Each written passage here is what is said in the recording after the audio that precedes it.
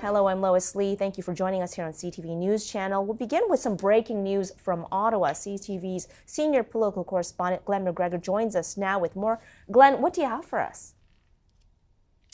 Yeah, Ottawa police, Lois, are investigating a break-in over the weekend at the Ottawa home where the Prime Minister's national security advisor, Jody Thomas, was living.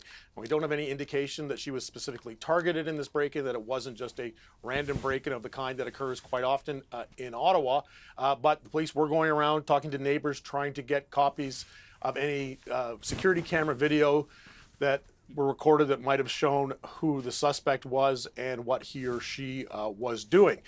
Now, Thomas is a fairly public figure. She is a former Deputy Minister of National Defense and gives the Prime Minister all his advice. She briefs him on national security issues and intelligence issues, including, of course, the issues involving alleged foreign interference in Canadian elections, and she's been called recently to testify before parliamentary committees on that. So she has a very public role in that. It also comes about 4 months after a break-in at the home of another top aide to the Prime Minister, that is Katie Telford, the Chief of Staff. Like Jody Thomas, she was called to testify before the Public Order Emergencies Commission into the use of the Emergencies Act to end the Freedom Convoy last year, and like Thomas as well, will also be testifying before a parliamentary committee on foreign interference.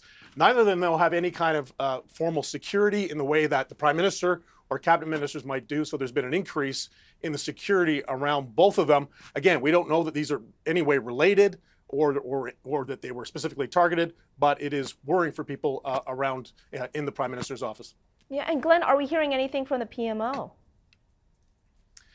PMO is not saying anything yet. We've reached out and asked them for comment. I think there's a sensitivity among them. They don't like to discuss things involving their staff, especially things that are potentially safety issues. And CTV, of course, in our reporting on this, we've been very careful not to identify where either of them live or give any details about the homes that were broken into, just in order to protect them. So to do our due diligence, though, we had to check this out with lots of different sources to make sure we got our story right on this. But it is a concern, obviously, in the Prime Minister's office. Yeah, okay. CTV senior political correspondent Glen McGregor joining us with this breaking news. Thanks so much.